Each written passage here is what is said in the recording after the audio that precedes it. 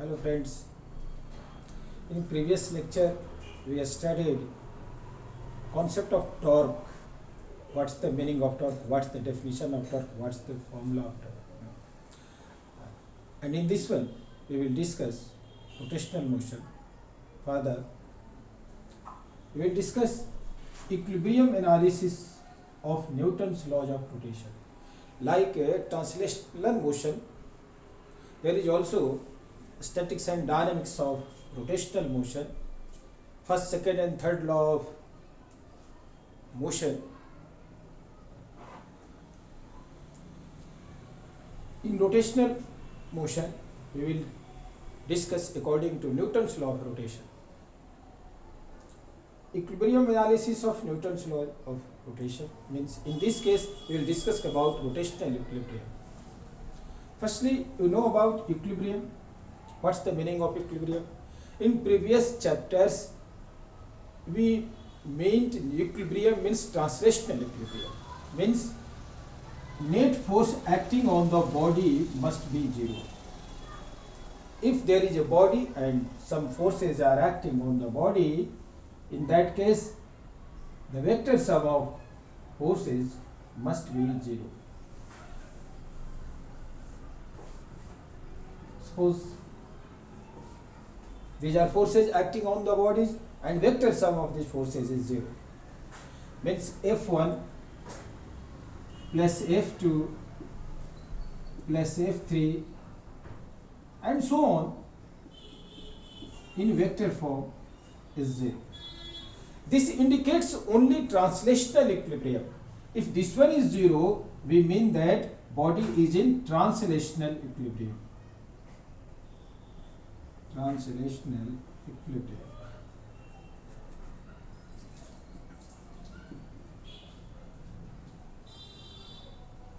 In the same way, there is rotational equilibrium. In rotational equilibrium, the vector sum of torque should be zero. This tau indicates torque. This should be zero.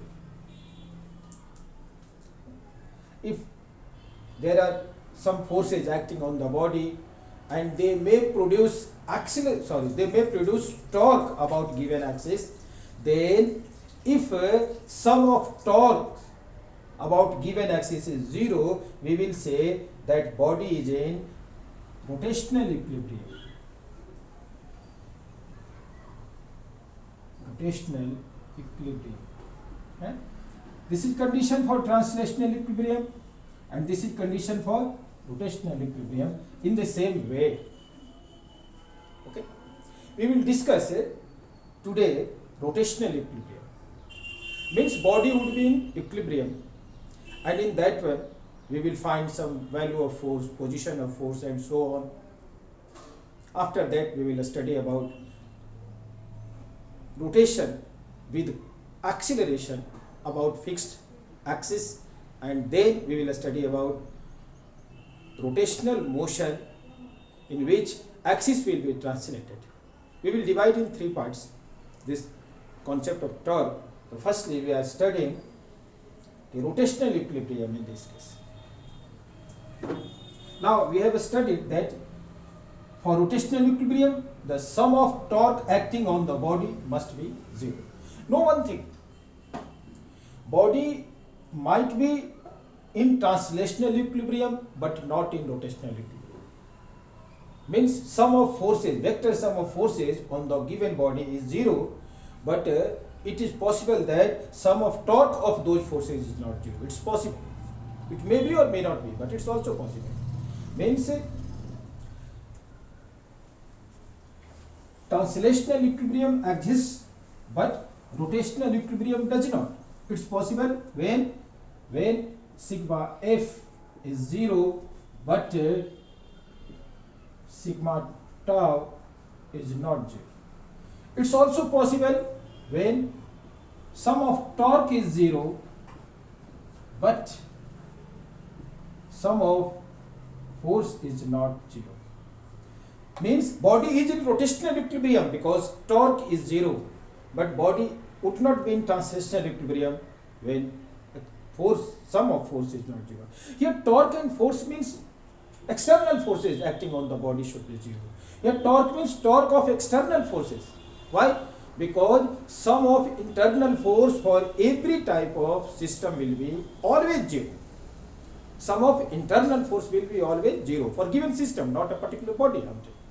In the same way, torque of internal force for a given system is always 0. So we are discussing only about external force and external torque because it needs not to describe a torque of internal force. Summation of internal, it's already 0. We need not any explanation or calculation for this. Okay, so this is possible also. It might be possible that net force on the body is 0 and summation of torque is also 0. Both are 0. Then body is in complete equilibrium. It's in equilibrium. It is in translational equilibrium, also in rotational equilibrium. We will discuss then.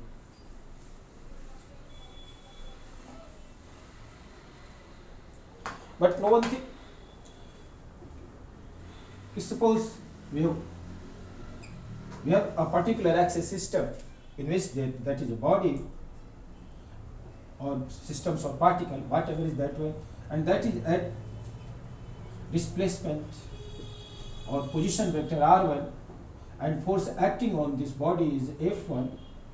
There is, that is O, X, Y. There is another one R2, position vector, and acting force on the body is F2, and so on and so on. Some forces are acting on the system. What about their torque? Their torque will be R1 cross F1 plus R2 cross F2. We have studied in previous lecture also. You must go through previous lecture of rotation. R1 cross F1 plus R2 cross F2 will give you net torque on the body if F1 and F2 are external forces, because I have already told you that torque for internal force for a given system will be always 0. For given system will be always 0. Okay. But know one thing. If there exists translational equilibrium, means F1 plus F2, if there are other forces also, that's equal to 0, body would be in translational equilibrium. So suppose there is translational equilibrium, but rotational equilibrium does not exist, means there is external torque something, T1, R1 cross F1 plus R2 cross F. About this axis passing through O, about this point O, I'm writing this one as tau naught O. Then torque about any other point will be same, that is equal to torque about this O. Means if translational equilibrium exists, this one exists, torque about every point will be same. Whatever is this one, about any other point will be same. How?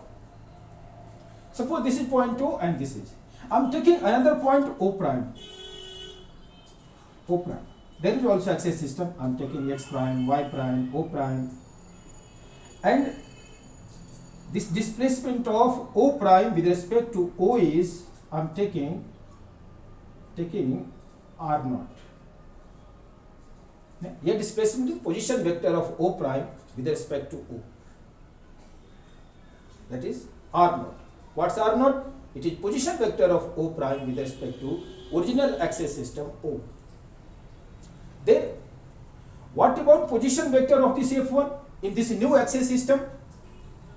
This will be R1 minus R naught. What will be position vector of R2 with respect to this O prime? R2 minus R naught. R2 minus R naught. So we can write down the torque about this another system, that is about O prime, and we can have R1 minus R naught F1 plus R2 minus R naught F2 and F2, and so on if there are other forces. We can write. Any doubt? Because position vector of this F1 and F2 with respect to this new coordinate system, whose origin is O prime, at position vector R0 from original one, will be not R1 but R1 minus R0, not R2 but R2 minus R0 in this new system. So we can write. But know one thing, this torque about O prime will be R1 cross F1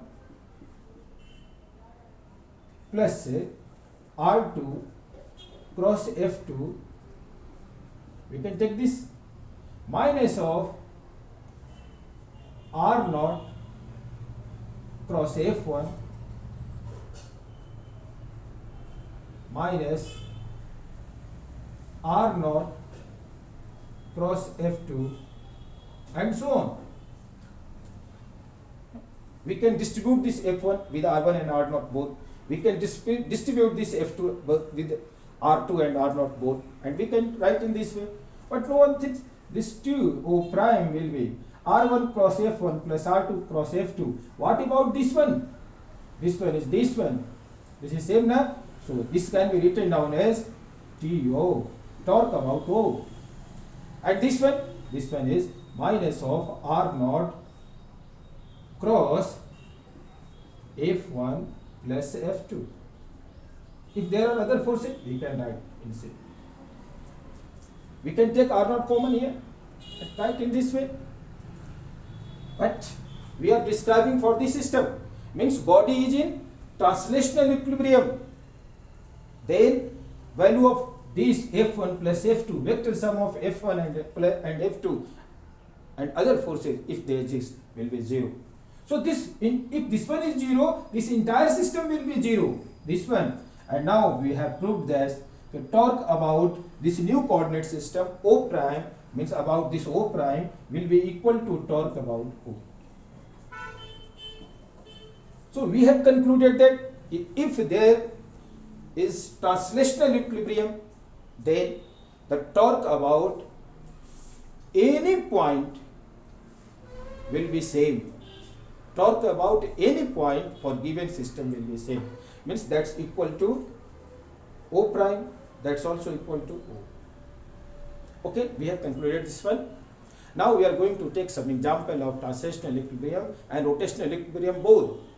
Now we are going to discuss problems regarding that one. Very simple problem firstly, because we have to take concepts regarding that one. So clearing the concept, we need some easier question to explain it.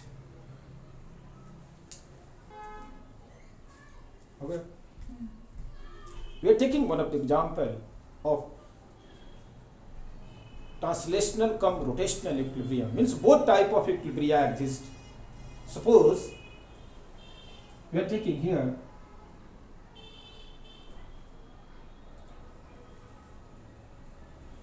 a beam that's uniform beam. Suppose it's uniform. It does not look in my figure, but suppose it's uniform. The mass of beam is A. This mass is uniform, means its center of mass will exist at midpoint. This length is L. Length of this beam is L. There are two digital scales at these two ends. Digital scales. Now, digital scale number 1 and digital scale number 2.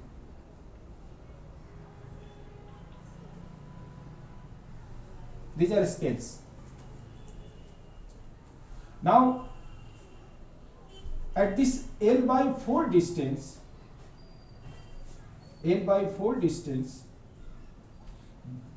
a mass a block of mass small m is put. That's L by 4. It's also L by 4 from this one. This one. Have you understood this question? There are two digital scales at both ends of this beam, uniform beam of mass capital M.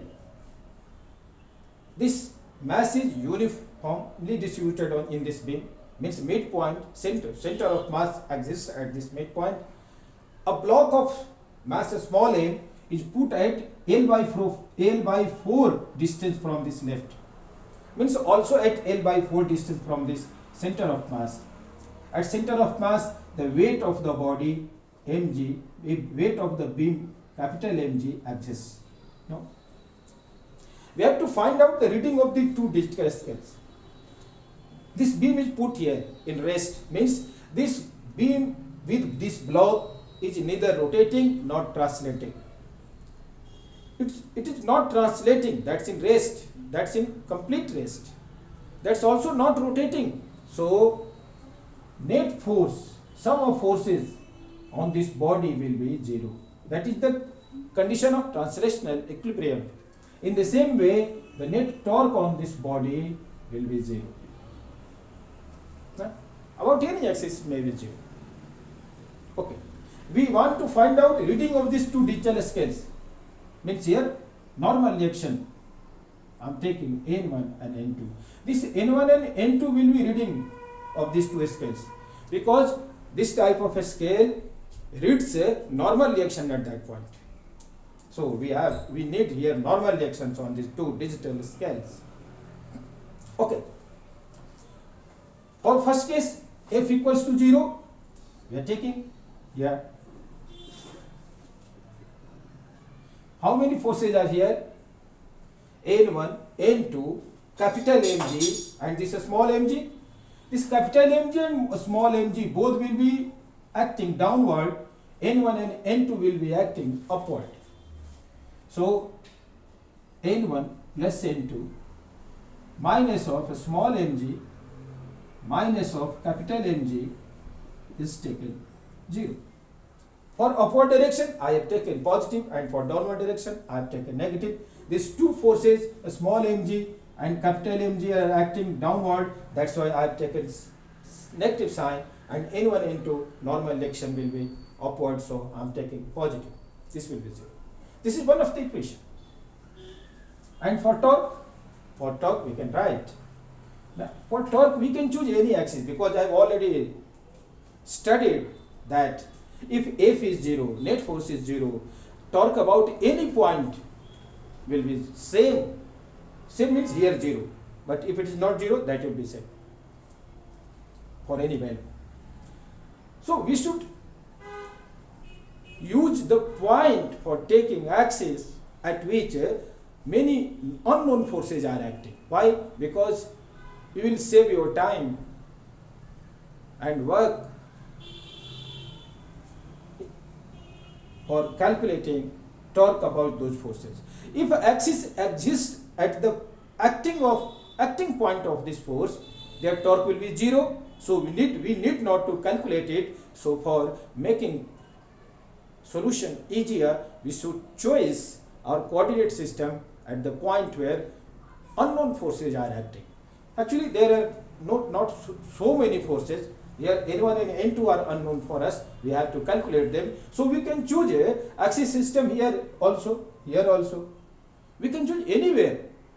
Answer will come, but it will be easier to solve this. So I am taking this N2 point, this second digital scale touching point, as axis, and about this one point we want to find out torque. So which one will produce torque? This capital Mg will produce torque. This small mg will produce torque, and they will produce torque anti-clockwise. But what about N1?